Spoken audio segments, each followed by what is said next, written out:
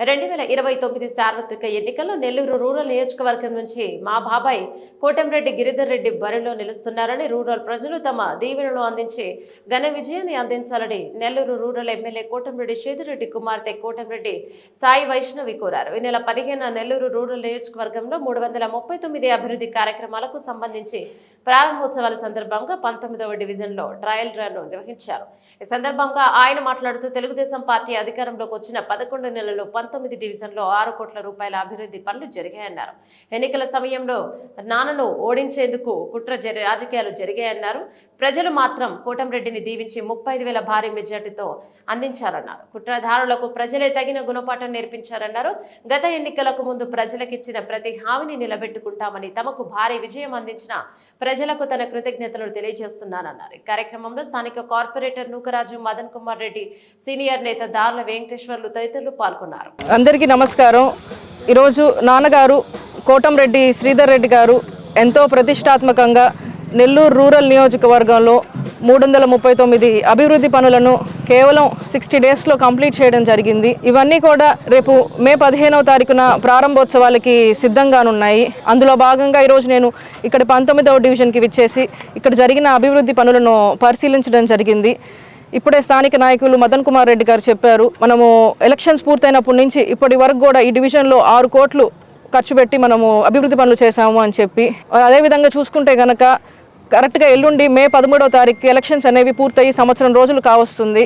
ఆ రోజు నాన్నగారి గెలుపు కోసం మేమంతా కూడా నియోజకవర్గం అంతా డోర్ టు డోర్ క్యాంపెయినింగ్ చేసినప్పుడు ప్రజలు పలు స్థానిక సమస్యలు మా దృష్టికి తీసుకురావడం జరిగింది. ఇవన్నీ కూడా మేము నాన్నకు కన్వే చేశాము. మరి ఈరోజు ఎలక్షన్స్ పూర్తయి సంవత్సరం రోజులు అవ్వక ముందరే నాన్నగారు దాదాపు అందులోని 90% పైగా సమస్యలకి పరిష్కారం చూపగలిగారు. ఇంతటి గొప్ప అవకాశం వచ్చినందుకు నాకు చాలా సంతోషంగా ఉంది. మనం ప్రజల కోసం సంవత్సరం లోపల ఇన్ని పనులు చేశాము అన్న సంతృప్తి కూడా చాలా ఉంది. అదేవిధంగా ఈరోజు ఇక్కడికి విచ్చేసి ఆ రోజు కష్టకాలంలో నాన్న కోసం కష్టం చేసిన కార్యకర్తల్ని, నాయకుల్ని కలుసుకోవడం నాకు చాలా ఎమోషనల్గా కూడా ఉంది. ఎందుకంటే ఆ రోజు పరిస్థితులు కనుక గుర్తు చేసుకుంటే మనము ఆ రోజు నాన్నగారు ఓడిపోవాలా అని చెప్పి నియోజకవర్గంలో క్షేత్రస్థాయిలో కానీ నియోజకవర్గం స్థాయిలో కానీ చాలామంది చాలా కుట్రలు కుతంత్రాలు చేసేసి మేము ప్రజా అభిప్రాయాన్ని మార్చేస్తాము అనే ఒక అహంకారపు భావనలో ఉన్నారు. ఈ క్షేత్రస్థాయి రాజకీయ పరిస్థితులు అవగాహన లేని వాళ్ళు ప్రజలని మేము ఇన్ఫ్లుయెన్స్ చేసేయగలుగుతాము, నాన్నకి ఎన్నిక చాలా కష్టంగా ఉండబోతుంది, నాన్నకి ఎన్నిక పోటాపోటీగా ఉండబోతుందని పలు రకాల పుకార్లు సృష్టించారు. వారు అవతల వ్యక్తిని గెలిపించాలి అని చేసే ప్రయత్నాల కన్నా కూడా నాన్నని ఎలా అయినా సరే ఓడించాలి అనే విధంగానే వాళ్ళు చేసే కుట్రలు కుతంత్రాలు ఎక్కువగా ఉన్నాయి. కానీ ప్రజలు మాత్రం నాన్నకి ఈసారి 35,000 పైచిలుక ఓట్లు మెజారిటీ అందించి ప్రజలకు నిత్యం ప్రజలతో ఉండి ప్రజల సమస్యలకై పోరాటం చేసే ఒక వ్యక్తిని వదులుకోలేదు. ఇంతటి గొప్ప విజయం అందించిన ప్రజలకి నాకెప్పుడు కూడా ఎన్నికలైన తర్వాత ధన్యవాదాలు చెప్పే అవకాశం రాలేదు.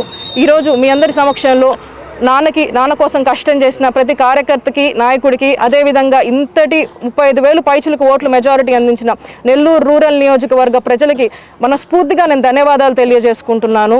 అదేవిధంగా మాకు ఇంతటి గొప్ప విజయం అందించిన ప్రజల రుణం తీర్చుకునేందుకు ఈరోజు నాన్నగారు నియోజకవర్గాన్ని అభివృద్ధి చేయాలని చెప్పి తన శక్తికి మించి కృషి చేస్తున్నారు. వివిధ శాఖలు, డిపార్ట్మెంట్స్ అధికారులతో కోఆర్డినేట్ చేసుకొని మనకు ఎక్కడి నుంచి అయితే నిధులు వస్తాయి, మనకు ఎక్కడి నుంచి నిధులు వచ్చే ఫీజిబిలిటీ ఉంది అని తెలుసుకొని నిధులు తెప్పిస్తున్నారు. కేవలం నిధులు తెప్పించేసి వదిలేయకుండా రివ్యూ మీటింగ్స్ పెట్టి టైంలో మనం టెండర్స్ని పిలవాలి, టైం లైన్లో వర్క్ పూర్తి చేయాలి, క్వాలిటీగా వర్క్ పూర్తి చేయాలి అని చెప్పి ఆ విధంగా అడుగులు వేస్తున్నారు. అదేవిధంగా ఈరోజు నెల్లూరు రూరల్ నియోజకవర్గం అనేది ఒక కాంప్లెక్స్ నియోజకవర్గము.